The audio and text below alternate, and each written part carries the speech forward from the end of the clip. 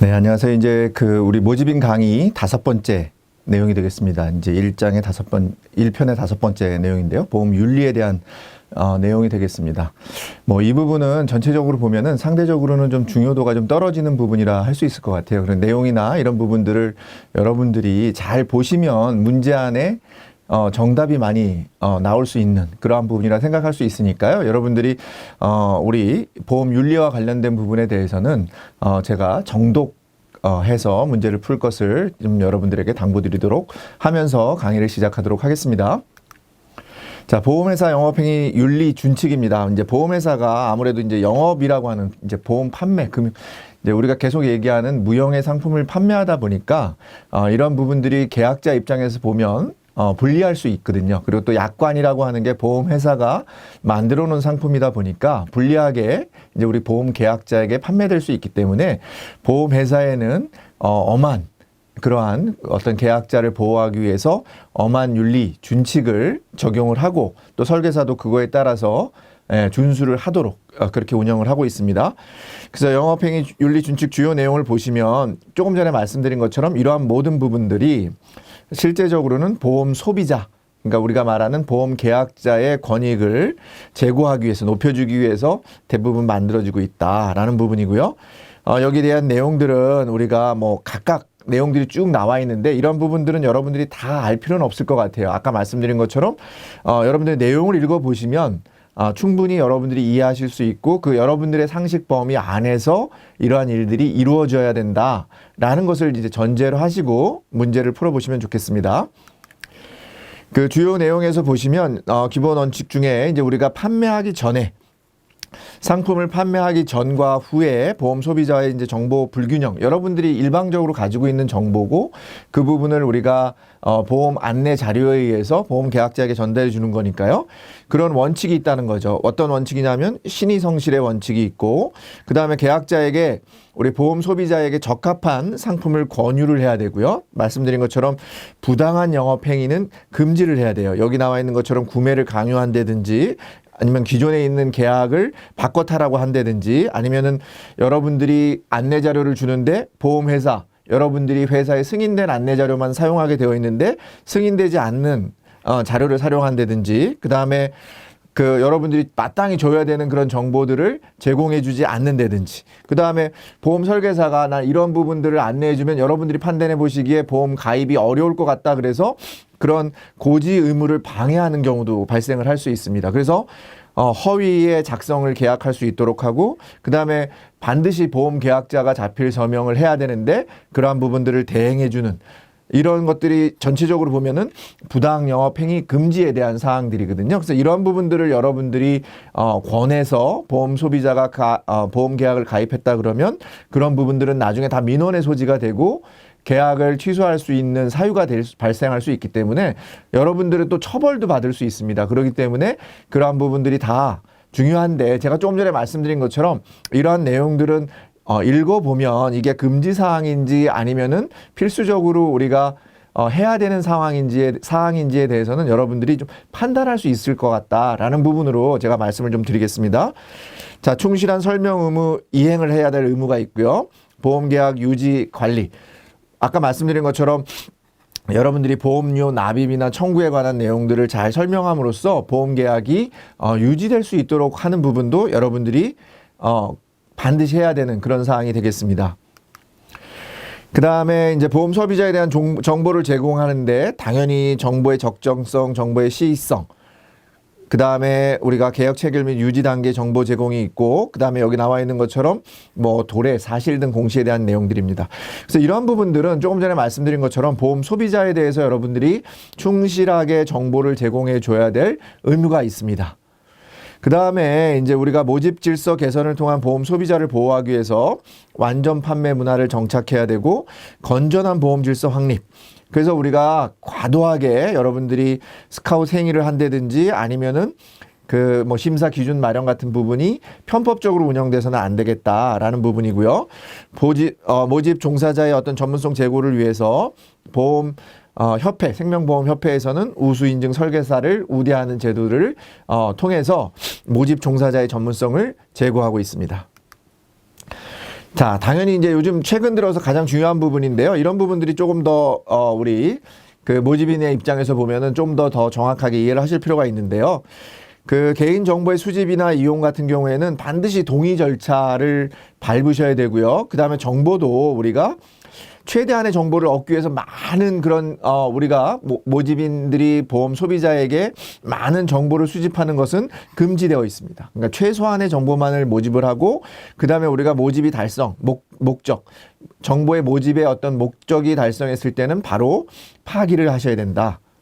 자, 이 부분은 우리가 시험에 자주 나오는 지문 중에 하나니까 우리가 어떻게 보면은 최대한의 정보를 얻어야 된다. 이게 이제 일반적인 정보를 수집하는 사람 입장에서 보면 최대한의 정보를 얻어야 되는데 우리가 이제 계약자의 정보나 이런 부분들 여러분들도 뭐 다른 요즘에 그 우리가 그 개인 정보 보호에 대한 부분이 굉장히 강조되고 있잖아요. 이걸 준수하지 않았을 경우에는 보험회사 그 CEO가 이런 부분에 대한 책임을 지고 문책을 받게 돼 있습니다. 그러니까 엄하게 다루고 있기 때문에 여러분들이 그 다른 것들은 위반을 하셔서 위반을 하셔서도 안 되지만 위반을 해도 여러분들에 대한 어떤 피해가 적지만 개인의 정보에 대해서만큼은 여러분들이 충분히 그 엄한 기준으로 여러분들 스스로를 지키셔야 된다. 그런 말씀을 좀 드리겠습니다. 그래서 최소한의 정보만은 수집하고 우리가 목적이 달성했을 때는 바로 그 정보를 파기하셔야 된다.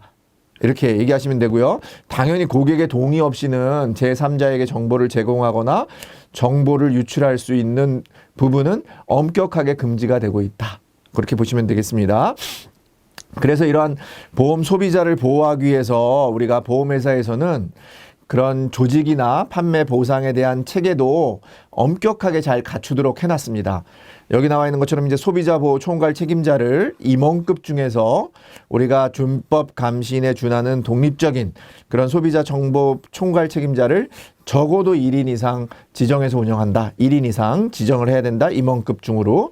그 다음에 판매 관련해서는 보상 체계를 마련을 해서 그러한 부분들이 별도로 우리가 이제 운영을 해야 되고 설계사 대리점은 포함되지 않습니다.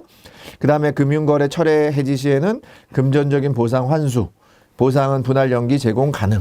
그래서 우리가 반드시 보상할 수 있도록 그런 체계를 수립해야 된다. 이렇게 보시면 되겠고요. 근데 이런 부분들은 앞서서 말씀드린 것처럼 조금 전에 말씀드린 것처럼 우리가 이제 기본적으로는 많은 문제가 출제가 되는 부분이 아니니까 제가 조금 전에 강조했던 그런 정도 부분하고 자, 소비자 보호 총괄 책임자를 임원급 이상으로 1인 이상 지정해서 운영할 수 있도록 해야 된다. 이렇게 정도 되는 부분만은 이 페이지에서 꼭 기억하셨으면 좋겠습니다.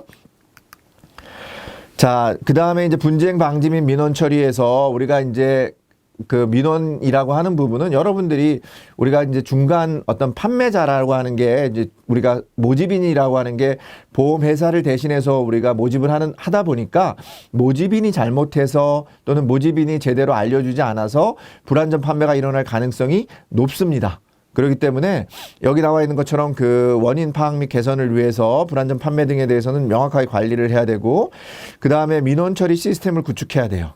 우리가 민원이라고 하는 게 회사 입장에서 보면은 굉장히 어떤 불리한 거기 때문에 그런 것들이 많아지면 안 되겠지만 근데 그러한 것들을 갖추지 않고 민원을 우리가 받지 않는다 그러면 그건 더 큰 죄가 되는 거죠. 그래서 민원 처리 시스템을 구축하고 다양한 민원 접수 채널을 운영해야 돼요. 그러니까 우리가 이런 경우에서는 단일 민원 채널을 단일화해야 된다? 이건 틀린 지문이 되는 거죠. 그래서 여러분들이 아셔야 되는 것은 단일화가 아니라 다양한 민원 접수 채널을 운영해서 그런 처리 시스템을 구축하는 게 중요하다라는 부분이고요. 당연히 우리가 그러한 부분들을 접수를 받았다 그러면 어떻게 돼야 됩니까? 그 소비자에게 바로 고지해 줘야 되는, 알려줘야 되는 의무가 저에게 있습니다.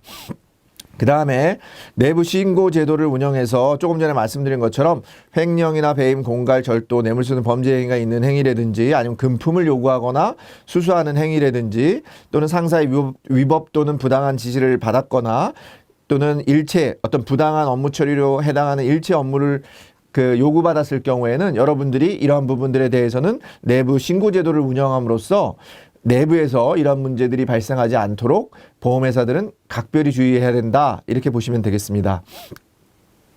자, 이제 보험인의 사회적 책임. 우리가 이제 보험인의 사회적 책임에서 그 앞에서는 우리가 이제 나왔던 내용들이 일반적으로 보험회사가 그런 부분들을 지켜야 된다라는 거고요. 우리 이제 모집인 또는 보험회사의 어떤 사회적 책임이 뭐냐면 보험인 윤리 강령이라는 것을 통해 가지고 우리가 사회적 책임을 강조하고 있습니다. 이 부분은 요 5가지가 그 뭐 어떻게 보면은 외울 수는 없지만 우리가 일반적으로는 공공성, 공신력을 제고하고 성실 봉사해야 되고 기술 개발, 준법을 통해서 법을 준수해야 된다. 여기서 5가지에 대해서는 여러분들이 시험 지문으로도 나옵니다. 그래서 보험인 윤리강령 원칙에 해당하지 않는 거 보시면 엉뚱한 답이 들어가 있어요. 그렇기 때문에 여러분들이 고르실 수는 있으니까 암기하시진 말아도 되는데 어색하거나 내용이 맞지 않는 것을 골라내는 그런 방법은 여러분들이 좀 생각해 보셔야 되겠다. 그런 말씀 좀 드리겠고요. 보험 설계사의 윤리의 중요성. 뭐 아무리 강조해도 지나치지 않죠. 왜냐하면은 여러분들이 보험 상품이라고 하는 것은 단순한 금융 상품이 아니라 보험 소비자 입장에서는 본인의 생명이나 어떤 위험을 담보로 해서 가입을 한 거기 때문에 그만큼 중요하다는 것을 여러분들이 사명감을 좀 인식하시고 생명보험의 공공성을 깊이 인식하고 상품 내용을 정확히 숙지해서 그 다음에 천리안 윤리의식을 가지고 실천해야 될 그런 내용이 되겠습니다. 이 부분도 우리가 조금 전에 말씀드린 것처럼 이러한 부분들이 보험회사가 해야 되는 건가 아니면은 우리 모집인이 해야 되는 건가 요 구분만 조금 명확하게 하시면 될 것 같습니다. 보험 모집인 차원에서 해야 되는 일하고 보험 회사 입장에서 해야 되는 일들이 혼용돼서 출제가 되는 경우가 있으니까 구분해서 여러분들이 구분해서 여러분들이 뭐 확인하실 수만 있으면 선택하실 수만 있으면 충분한 어떤 문제 푸시는 데는 어려움이 없을 것 같습니다. 자, 보험 설계사의 자세. 자, 우리가 이 부분도 설계사가 여기 나와 있는 것처럼 어떻게 했습니까? 그 다음에 기본적인 윤리를 준수해야 되는 거 여러분들 당연하죠. 그 다음에 사명감을 가져야 돼요. 여러분들이 단순하게 상품 판매의 목적이 아니라 여러분들이 어떤 보험 소비자의 어떤 생명을 존중하고 생명을 지켜주고 그 다음에 보험 그 소비자의 어떤 재산을 지켜준다는 그런 마음으로 서비스를 제공해 주셔야 되고요. 그러기 위해서는 여러분들이 그 보험에 대한 내용뿐만 아니라 보험 상품하고 또 관련된 세무나 부동산 전문 지식을 함량하셔야 됩니다. 그래서 이런 부분들이 나올 수 있겠죠. 시험으로는 부동산 지식은 필요 없다? 뭐 당연히 필요하죠. 여러분들이 설계를 하다 보면 금융상품이라고 하는 것은 보험상품이지만 보험상품만에 국한되는 것이 아니고 금융상품 전체와 연결이 되는 부분이 있기 때문에 여러분들이 같이 하셔야 되고요. 그래서 보험 설계사 자신과 보험업에 대한 책임 우리 이제 자신과 보험업에 대한 책임이 있고 그래서 여기 조금 전에 말씀드린 것처럼 보험 설계사 자신을 위해서 또는 보험업을 위해서는 3대 기본 지키기 우리가 약관을 교부해야 되고 중요한 내용을 설명해야 되고 청약서 사본이나 부본은 반드시 여러분들이 그 보험 소비자에게 제시를 해 주셔야 되고요. 제공해 주셔야 되고 자필 서명을 반드시 받으셔야 됩니다. 그래서 배우자 직계가족 서명이 필요 없다? 아닙니다. 배우자나 직계가족에 대한 서명도 자필 서명을 반드시 받으셔야 되고요. 부모에게 어떤 청약서 부본을 전달해 주는 것은 금지되어 있습니다. 무슨 말씀인지 아시겠죠? 반드시 계약자의 자필 서명을 받으셔야 되고 계약자에게 청약서 부본을 전달해 주셔야 됩니다. 만약에 이런 3대 기본 지키기를 위반하셨을 경우에는 여러분들이 위반하셨기 때문에 보험회사 책임이 있는 겁니다. 그래서 3개월 이내에 보험계약자는 취소가 가능하고 해지가 아닙니다. 취소가 가능하고 그때는 여러분들 보험회사가 잘못한 거기 때문에 보험계약 대출 이율로 그 기간만큼 가산한 금액을 반환하도록 되어 있습니다. 자, 부당한 계약 전환 아까 말씀드린 것처럼 여러분들 갈아타기 하는 부분들 금지되어 있어요. 이 계약이 좋고 저 계약이 좋고 뭐 이렇게 하면서 새로 나온 계약이 좋으니까 기존의 계약을 갈아타기 하는 그런 것도 금지가 돼 있고요. 당연히 비윤리적으로 판매하는 행위는 금지하셔야 되고 불법 허위 과장 광고 행위도 금지하셔야 됩니다. 여러분들이 사전 동의 없이 확보한 자료들을 활용할 수도 없고 이 계약이 좋다라고 하는 부분을 강조할 수도 없습니다. 회사가 승인한 자료만 사용할 수 있다. 그래서 내부 심사 승인 받은 자료 그러니까 여러분들 스스로가 승인받지 않은 자료를 사용하는 것은 다 금지되는 행위고요. 당연히 편법적인 영업행위 우리가 예를 들어서 대출 고객한테 대출을 시켜주니까 보험 가입을 해라 일종의 꺾기 같은 그런 행위도 당연히 금지된다. 자, 조금 전에 말씀드린 것처럼 상식적인 범위 안에서 크게 벗어나지 않으니까 여러분들이 어렵게 생각하지 마시고 이 내용은 한 번 정도 읽어보시고 상식적인 범위 안에서 문제를 풀어보시는 그런 부분이 되게 중요하겠습니다. 자, 보험회사에 대해서도 당연히 여러분들이 알고 있는 그런 보험회사의 그런 준수, 회사의 어떤 규정이나 이런 것들을 당연히 준수를 해야 되고 보험료를 수령할 수 있는데 수령 시에는 여러분들 이름으로 영수증을 발급하는 게 아니라 회사 이름으로 영수증을 하고 바로 회사 계좌로 입금을 하셔야 되고요. 또는 유용 보관, 일일 수금 방식의 변칙적인 수금 행위는 당연히 금지되어 있습니다. 그 다음에 언더라이팅을 위해서 여러분들이 정보를 회사에 정확한 정보를 제공해 줘야 되는 의무가 있고 고객의 불만 처리 문서 접수 시에는 반드시 보험회사에 알려주고 그 부분에 대해서는 처리할 수 있도록 해야 된다. 이게 여러분들이 보험회사에 대한 책임입니다. 보험회사에 대한 책임이고요. 그 다음에 보험 설계사의 고객에 대한 책임은 당연히 고객에게는 적합한 상품을 판매를 해야 되고요. 이때 고려해야 될 사항은 여기 나와 있는 것처럼 재정 재무 상태, 투자 목표, 위험 감수 수준, 과거 투자 경험, 그 다음에 나이, 보험료 가입 목적 이런 것들을 다 고려해서 여러분들은 적합한 상품을 판매하셔야 되고요.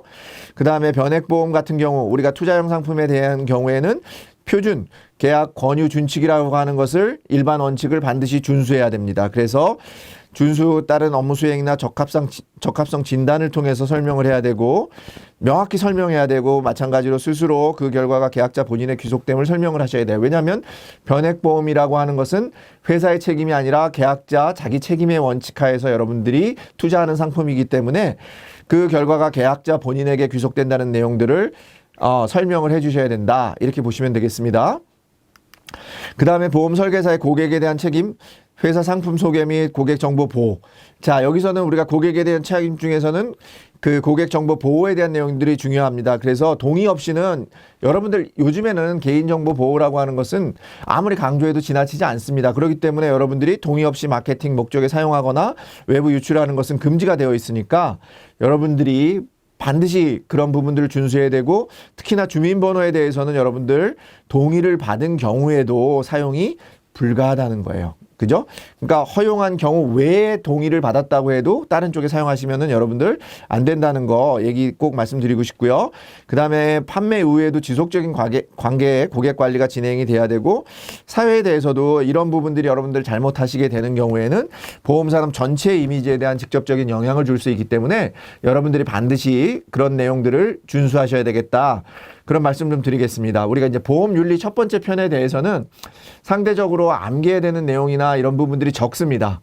그러니까 여러분들이 읽어보시면서 파악을 하시면 되겠고요. 그 다음에 여러분들 상식 범위에서 벗어나면 일단 틀린 지문이라고 생각하시면 좋겠고, 그 다음에 이런 내용들이 보험회사를 위한 건지, 아니면은 여러분들 보험 설계사를 위한 건지, 아니면은 보험 소비자라고 하는 보험 계약자, 보험 소비자를 위한 것인지 이런 세 가지의 구분에 의해서 어디에 해당하는가가 또 시험 문제에 나오니까 읽어보시면서 다 틀린 내용이어도 이게 보험 설계사에 틀린 내용인지 보험 회사에 대한 내용인지 아니면 보험 소비자에 대한 내용인지만큼은 여러분들이 명확하게 구분하신다 그러면 보험윤리 첫 번째 판티에서는 뭐 자주 출제되는 부분은 아니지만 설령 문제가 나오더라도 여러분께서 틀린 지문을 골라내실 수 있을 거라 생각을 합니다.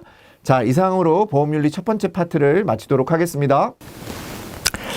자, 이제 그 1편 우리 이제 보험 이론 및 윤리의 마지막 6번째 강의가 되겠습니다. 보험윤리 두 번째인데요. 우리가 보험윤리 첫 번째는 상대적으로는 일반적인 내용의 설계사나 보험회사가 지켜야 되는 내용이기 때문에 좀 옳은 답을 고르시면 여러분들이 되게 틀린 그런 지문이 틀릴 수가 없습니다. 그러니까 여러분들이 좀 그런 방식에서 말씀드린 것처럼 기준을 좀 잘 정해서 해보시면 되겠고요. 보험윤리 두 번째 파트에 대해서는 좀 암기하거나 우리가 좀 기본적으로는 필요한 사항들이 좀 있으니까 요 두 번째 파트는 여러분들이 조금 더 1편보다는 조금 더 집중해서 보시는 게 좋겠습니다. 자, 우리가 이제 기본적으로 그 보험 범죄라고 하는 거, 우리가 보험이라고 하는 게 그 사행 계약성이라고 하는 게 있다고 이제 설명을 드렸어요. 그죠? 내가 보험료를 내고 이게 어떤 미래의 위험에 대해서, 사고에 대해서 내가 보험금을 지급받는 거기 때문에 다순히 복권이나 도박 같은 기질이 좀 있어요. 그래서 범죄에 이제 자주 이용이 되고요.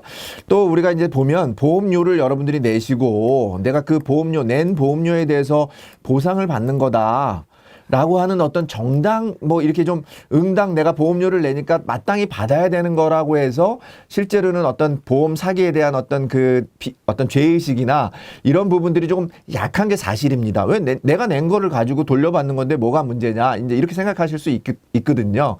근데 이제 그런 부분들이 실제로는 그렇지 않다는 거예요. 왜냐하면 많은 사람들이 연관이 돼 있고 그만큼 중요하고, 또 잘못했을 경우에는 그러한 부분들이 다른 사람들에게 많이 선의의 어떤 그런 계약자에게 피해를 줄 수 있기 때문에 이 부분이 우리 입장에서 보면 여러분들은 쉽게 생각할 수 있지만 보험회사 입장에서 보면 굉장히 중요한 포인트가 된다라는 거예요.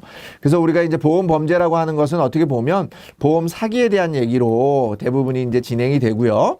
그러다 보니까 보험 사기를 크게 구분해서 우리가 피해자가 없는 그런 사기를 연성사기, 가벼운 사기라고 하고 좀 과장하는 거예요. 보험금을 좀 많이 타먹기 위해서 과장하는 행위를 우리가 연성사기라고 하고, 고의성이 들어간다. 고의, 의도적이고 고의적으로 들어간다. 그리고 나 말고도 피해자가 발생하는 거, 좀 문제가 되는 거죠. 그래서 그러한 부분에 대해서는 우리가 경성사기라고 하는 거죠. 그래서 과거에는 연성사기가 대부분이었으나 우리가 이제 경성사기가 증가하는 추세이긴 하지만, 근데 대부분의 사기는 지금 우리가 연성사기입니다. 보험금을 이제 우리 청구하는 그런 연성사기 위주로 되어 있다. 생계형 범죄 위주로 되어 있다라는 거고요. 그래서 보험 사기에 대해서는 피해자가 많이 발생을 할 수 있고 큰 피해가 발생할 수 있기 때문에 엄하게 처벌하고 있습니다. 엄하게 처벌하고 있어서 우리가 10년 이하의 징역 또는 5천만 원 이하의 벌금이라고 하는 과한 벌금을 우리가 부과를 하고 있고요. 상습범에 대해서는 가중처벌도 가능하다. 우리가 이제 엄하게 처벌하지만 가중처벌하지 않는다, 이런 지문이 나올 수 있는데 가중처벌도 가능하다. 그러니까 보험 사기에 대해서는 어떻게 보면 우리가 요즘에 얘기하는 것 중에 허가하지 않는 거죠. 이제 이 엄하게 처벌함으로써 그러한 일들이 발생하지 않도록 모방 범죄나 아니면 이런 부분들이 계속 발생할 수 있으니까 그러한 부분들을 엄하게 처벌함으로써 유발하지 않도록 하는 부분으로 보험 방지, 그런 보험 범죄에 대해서 이런 부분들이 처벌이 강화되고 있고요. 그 다음에 우리가 이제 이런 부분들이 옛날에는 사기라고 하는 게 이제 형법에서 사기죄라고 하는 거에서 처벌을 받았지만, 이러한 부분들로만으로는 너무 범위가 넓어지고 지능화되기 때문에 이런 것들이 이제 2016년도에 우리가 보험 사기 방지 특별법이라고 하는 것이 2016년도에 시행이 됐습니다. 그러니까 사기 형법에 의해서 처벌받지 않고 보험 사기 방지 특별법이라고 하는 것에 의해서 처벌을 받고 있다. 거기까지 같이 기억하시면 좋겠습니다. 자, 역사에 대해서는 우리가 여러 가지 얘기가 있는데요. 여러분들 이 부분에 대해서는 여러분들 모르셔도 됩니다. 그러니까 이 부분은 오랜 역사가 있었지만 최근에 이런 역사에 대한 문제를 물어보는 시험은 안 나오니까 여러분들 이런 것보다는 조금 전에 제가 말씀드린 것처럼 연성사기 위주로 그런 보험금을 과다 청구하는 그런 사기의 범죄가 늘어나고 있다. 그 정도 기억하시면 되겠습니다. 자, 유형 입장에서 보면 사기적인 보험계약 체결하는 경우가 있고요. 그죠? 사기. 여기 나와 있는 것처럼 여러분들이 은폐하거나 아니면은 사망자를 피보험자로 보험에 가입하거나 이런 부분으로, 왜냐하면 피보험자에 대해서 여러분들이 확인을 하지 않기 때문에 계약자가 모집인하고 같이 그런 부분들을 이제 계약을 하다 보니까 이렇게 사기적인 계약이 있을 수 있고요. 그 다음에 고의적으로 유발하는 거예요. 여러분들이 피보험자를 예를 들어서 살인, 방화하거나 자해하거나 이런 부분으로 인해서 고의적인 어떤 유발이 있을 수도 있고요. 또는 위장 및 허위 신고하는 겁니다. 여러분들 사고가 나지 않았는데 사고가 났다든지 아니면은 허위로 진단서를 발급받는다든지 이런 방식으로 나올 수 있고요. 또 조금 전에 말씀드린 것처럼 나이론 환자나 이런 것들 많이 우리가 얘기되고 있지 않습니까? 그래서 보험금을 과다 청구하는 거예요. 여러분들이 들어가서 나는 이제 못 일어나는 거죠. 목 뒤잡고 이렇게 목 뒤잡고 이렇게 하면서 뒷덜미 잡으면서 여러분들이 치료를 더 받아야 된다든지 이런 부분으로 과다 청구하는 부분들이 보험 범죄 사기의 가장 대표적인 유형이 되겠습니다. 여러분들이 보시면 뭐 이런 부분들이 유형이 다른 거 이런 거 골라내는 거 시험 문제 안 나고 실제로는 보험 범죄 유형에 해당하는 거 이렇게 읽어보시면 여러분들이 보시면 뻔한 답이 그 정답이 되는 부분이 많으니까 어렵다고 이거 뭐 암기하라는 얘기가 아니라 이런 형태로 일어나고 있다. 그렇게 정도만 이해하시면 되겠습니다. 자, 우리가 이제 보험 범죄와 구별되는 유형이 있는데 사기와 구별되는 게 도덕적인 해이가 있고 역선택이 있습니다. 그래서 이제 도덕적 해이라고 하는 것은 여기 나와 있는 것처럼 고의나 어떤 그런 불성실에 의한 행동이에요. 그러니까 내가 뭐 예를 들어서 이 부분이 여기 나와 있는 것처럼 발생할 수 없는데 가능성을 높이거나 손해를 증대시킬 수 있는 보험계약자나 피보험자의 고의 또는 불성실에 의한 행동, 우연한 조작 이런 것들이 이제 도덕적 해이고요. 역선택은 내가 평균적인 위험 발생 가능성이 없는데 우리가 거꾸로 선택한다는 거잖아요. 그래서 일반적인 평균보다 내가 더 높은 그런 그 위험성이 있는데도 불구하고 똑같은 위험성이 있다라고 해서 똑같은 보험료를 내면 누가 피해를 보는 거예요? 나보다 덜 위험한 사람이 피해를 보는 그러한 선택을 하는 것을 우리가 역선택이라고 합니다. 그래서 이런 부분들은 우리가 괄호치기로도 좀 나오니까 도덕적 해이가 뭐다, 역선택이 뭐다 이런 정의 정도는 기억하실 필요가 있겠고요. 여러분들이. 조금 전에 나와 있는 것처럼 우리가 그 체결 전에 또 말씀드린 것처럼 도덕적 해이는 계약 체결 후에 그러니까 체결 전에 여러분들이 알려야 되는 사항들을 제대로 알리지 않은 거예요. 그래서 고지 의무나 이런 것들을 통해서 우리가 역선택이나 이런 것들을 방지할 수 있습니다.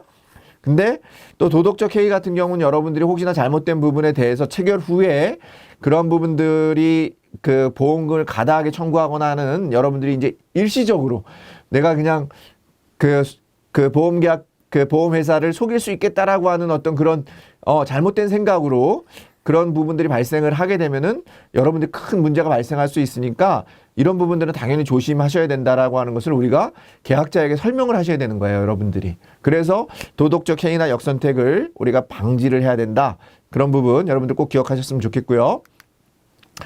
자, 우리 보험 사기 계약 같은 경우에 특징들을 보시면 여기 나와 있는 것처럼 특징이 있어요.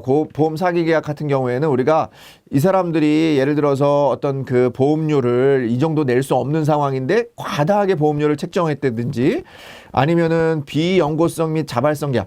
내가 직접 우리가 보험 같은 경우는 일반적으로 자발적으로 보험 가입하시기에는 어려운 상품이거든요. 근데 내가 보험 가입하겠다고 와서 막 오셔서 또 내가 모르는 사람 뭐 피보험자로 가입을 해서 뭔가 가입을 하겠다 이런 식으로 적극적으로 나서는 사람들은 우리가 조심해야 된다는 거예요. 그 사람들은 보험 사기를 염두에 두고 가입을 할 수도 있기 때문에 그렇습니다. 그 다음에 부자연스러운 보험 계약, 아까 말씀드린 것처럼 자기의 소득 수준이나 이런 거에 비해서 과다한 계약을 맺는다든지 이런 부분들이 있을 수 있고요. 보험 사기의 어떤 개인적인 속성에서는 우리가 이제 어떤 그 탐욕이나 허영을 위해서 그 개인적인 속성이 있습니다. 내가 이제 더 큰 보험금을 타기 위해서 하는 그런 부분들이 있고 내가 재정적으로 되게 어려워서 한탕 해먹는 방식으로 내가 보험 가입을 하는 그런 문제가 발생할 수 있으니까요. 여러분들이 그런 부분에 대해서는 명확하게 좀 이해를 해주시면 좋겠고 우리가 이제 실손보험 같은 경우에는 중복 가입을 하시더라도 중복 보상이 안 된다는 거기 때문에 중복 가입을 하실 필요가 없는데 잠깐만 가입을 하신다든지 이래도 우리가 사기 계약을 할 수 있는 가능성이 높은 거죠. 개연성이 높다 이렇게 보시면 되겠고요. 잘 모르는 보험 설계사의 권유에 대해서는 여러분들이 그런 부분들에 대해서 여러분들이 가입하시는 거에 대해서는 좀 더 신중해야 되겠다. 자, 근데 우리가 이제 일반적으로 조금 전에 말씀드린 것처럼 이런 특징들을 다 외우실 필요는 없습니다. 읽어보시면 다행스럽게도 시험 문제에서는 읽어보면 우리가 틀린 지문이 확연하게 드러나는 지문들이 많습니다. 틀린 지문이 표가 나요, 표가. 그렇기 때문에 여러분들이 모르셔도 되니까 이렇게 되는구나 정도를 이해하시면 좋겠고 그래서 특성이라고 하는 것은 우리가 그 범죄라고 하는 것은 개인적으로만 일어나는 것은 아니고 최근 들어서는 이게 조직 그룹화되고 있어요.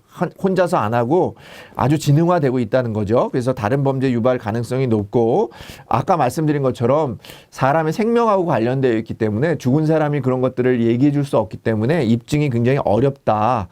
그 다음에 수법도 다양해지고 지능화되고 조직화된다. 그래서 여기는 아까 말씀드린 것처럼 개인화되고 뭐 이런 부분, 저연령화되고 있는데 뭐 이런 부분들에 대해서 우리가 여러분들이 좀 기억하시면 좋겠고, 범죄 피해의 간접성과 제의식이 결여되고 있다. 아까 말씀드린 것처럼 제3자, 선의의 피해자에게 이게 가는데 내가 낸 돈을 내고 내가 낸 보험금을 받아간다라는 어떤 그런 생각에 의해서 죄의식이 많이 결여된 상품들이 많이 있어서 우리가 보험 범죄에 대해서는 여러분들이 좀 같이 기억하셔야 되고요. 여기서는 우리가 이게 개인화되고 있는 것처럼 보이지만 그렇지 않고 그룹화되고 있다. 이 정도 기억하시면 될 것 같아요. 이런 정도는 우리가 상식선에서 우리가 좀 골라내기 어려운 지문들이 간혹 나올 수 있습니다. 그래서 그런 부분들을 여러분들이 잘 찾아보시면 될 것 같고요.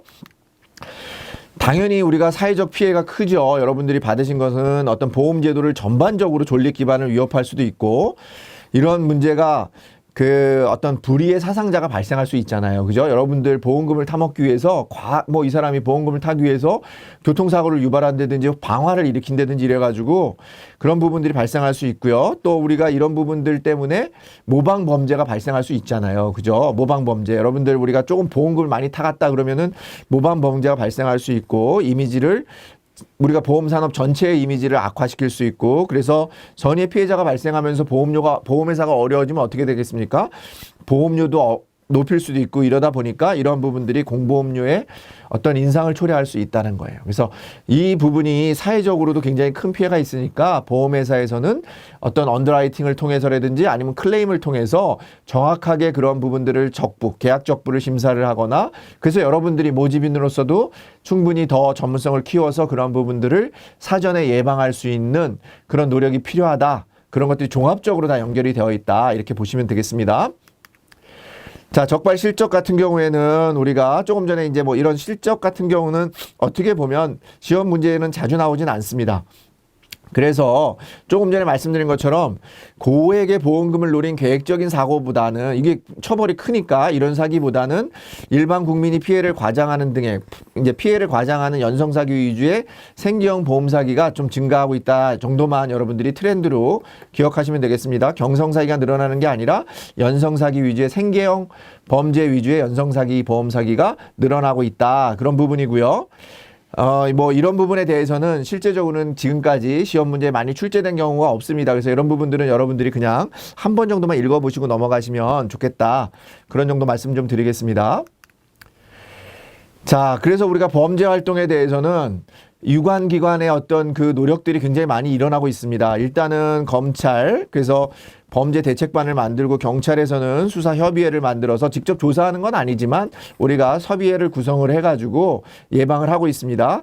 실제로 시험에 자주 나오는 부분은 요 금융감독원하고 보험회사가 노력하는 부분이 가장 많이 나오니까 여러분들 요 부분에 대해서만큼은 여기 나온 중에서 가장 많이 좀 주의해서 좀 보시면 좋겠습니다. 그래서 금융감독원에서는 보험사기 인지 시스템이라고 하는 IFAS라고 하는 IFAS를 만들어서 운영을 하고 있고요. 어디서 한다고요?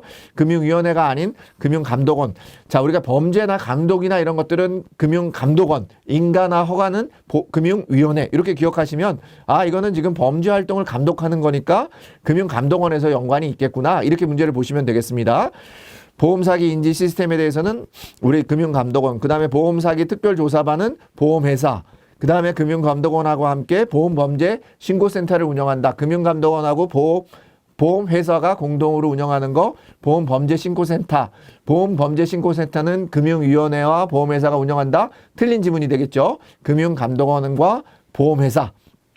금융감독원과 보험회사. 그래서 여러분들이 보험사기 관련해서는 금융감독원, 보험회사 요 두 가지만 명확하게 기억하시면 되겠고요. 그 다음에 우리가 이제 법률적 체계가 마련되어 있습니다. 보험사기 방지특별법이 2016년에 저희가 재정의해서 처벌을 강화하고 있다라고 여러분들이 같이 기억하시면 되고요. 법적으로 우리가 제도가 없다, 이런 지문이 나온 경우가 있어서 여기에 조금 별도로 언급을 해놨는데, 법적 규제가 이미 마련되어 있다. 법적 규정이 마련되어 있다. 마련되어 있지 않다가 틀린 지문이고요. 마련되어 있다. 같이 기억하시면 되겠습니다. 자, 이제 보험 설계사 등이 연루돼서 보험 사기가 이제 연루된 사건들이 발생을 하는데, 이거에 대해서는 모방에 의한 파급 효과가 크게 나타날 수 있고, 당연히 보험 사기 연루 처벌에 대해서는 형사 처벌함으로써 강하게 처벌이 돼 있고, 전액 변제 및 보험 계약을 해지할 수 있고요. 그 다음에 우리가 그 금융질서 문란자라고 하는 것을 한국신용정보원, 우리가 금융감독원이 아니라 한국신용정보원의 금융질서 문란자로 등록을 하고 있습니다. 한국신용정보원 같이 기억하시면 좋겠고, 그래서 보험사기 설계사가 연루된 사건에 대해서는 엄한 처벌을 하고 있다. 이렇게 엄한 처벌을 하고 있고 처벌이 지금 되고 있다. 이렇게 같이 기억하시면 되겠습니다. 자, 7대 보험사기 유발행위에 대해서는 여기 나와 있는 것처럼 여러분들 우리가 크게 시험 문제에 나오진 않습니다. 보험 설계사가 연루돼서도 당연히 설계사가 연루된 뭐 계약을 가입하거나 이런 부분에서 보험 설계사의 책임들이 있기 때문에 보험 설계사와 계약자가 짜고 그런 부분들이 얼마든지 있을 수 있으니까 그런 행위들이 유발행위가 발생할 수 있다 정도만 여러분들 기억하시면 되겠습니다. 자, 이제 자살 같은 경우도 우리가 기본적으로 손해보험에서는 자살을 보장해주지 않지만 우리가 그 생명보험회사에서는 우리가 해지할 수 없는 경우, 취소할 수 없는 경우, 여러분들 기억하시나요? 가입 후에 2년 후가 경과된 보험에 대해서 2년 후 지나서는 자살에 대해서도 우리가 보상을 합니다. 그렇기 때문에 보험회사 입장에서 보면 자살이 일어나지 않도록 예방하고 주의시키는 부분에 대해서는 보험회사 및 국가의 책임이 있는 거죠. 우리가 OECD 국가 중에 가장 많은 그런 자살자가 있다라고 하는 부분이 큰 문제가 되고 있죠. 그래서 이거는 꼭 보험회사만의 문제가 아니라 정부 차원에서도 우리 생명을 지켜주는 그런 차원에서 자살을 좀 심각하게 다루고 예방을 해야 된다라는 부분이고요. 여기 나와 있는 것처럼 남자가 여자보다 높은 자살률을 기록하고 있고요. 연령대가 높을수록 자살이 증가되고 있다 정도는 여러분들이 혹시나 틀린 지문으로 나올 수 있을 수 있잖아요. 쉽게 그냥 여자가 더 많다, 아니다, 남자가 더 많이 자살을 하고 있고 나이가 높아질수록 자살이 증가하고 있다. 이 정도는 우리가 지문으로도 많이 나올 수 있으니까 그런 부분에 대해서 그냥 상식적으로 여러분들 이해해 주시면 좋겠고요.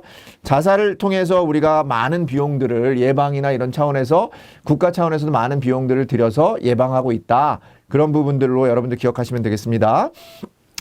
자, 자살 예방 프로그램에 대해서 크게 보면 우리가 보건복지부 산하에서 보건복지부의 지원을 받아서 한국생명존중희망재단, 옛날에는 우리가 중앙자살예방센터라고 했었는데요. 이게 2021년부터 이름이 바뀌어서 한국생명존중희망재단이라고 하는 데서 우리가 이러한 그 프로그램들을 운영하고 있다. 이렇게 기억하시면 되고, 자살 위험 신호에 대해서 자살을 예방해 줄 수 있는 그런 전문 인력을 양성하는데 우리가 그거를 게이트키퍼라고 합니다. 게이트키퍼.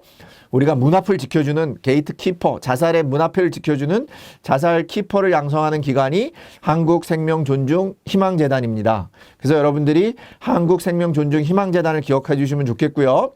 또 우리가 이제 생명보험 회사들 19개 회사가 모여서 만든 생명보험사회공헌위원회라는 게 있는데 거기서 프로그램으로 무지개 교육 프로그램인 라이프 호프 프로그램을 운영하고 있고, 생명보험 프로그램을 여기 자살 예방에서 우리가 농약 보관함이나 농촌의 농약 보관함이나 어떤 SOS 생명의 전화 운영이나 자살 위험금 지원, 청소년 자살 예방 등을 하는 부분은 생명보험 공헌 사회공헌위원회에서 하는 겁니다. 그래서 여러분들 여기서는 프로그램에서는 두 가지만 기억하시면 되겠어요. 우리가 기본적으로는 어디서 한다고요? 한국생명존중희망재단에서 그런 프로그램들을 운영하고 자살 예방을 위한 전문가를 양성하는 게이트키퍼를 양성하는 것은 한국생명존중희망재단이고요. 그 다음에 우리가 농촌이나 농약보관함이나 우리가 자살위험금이나 청소년 자살 예방을 지원해주는 생명보험회사 연합으로 하는 생명보험사회공헌위원회가 있다. 이 두 부분만 여러분들이 같이 기억하시면 되겠습니다.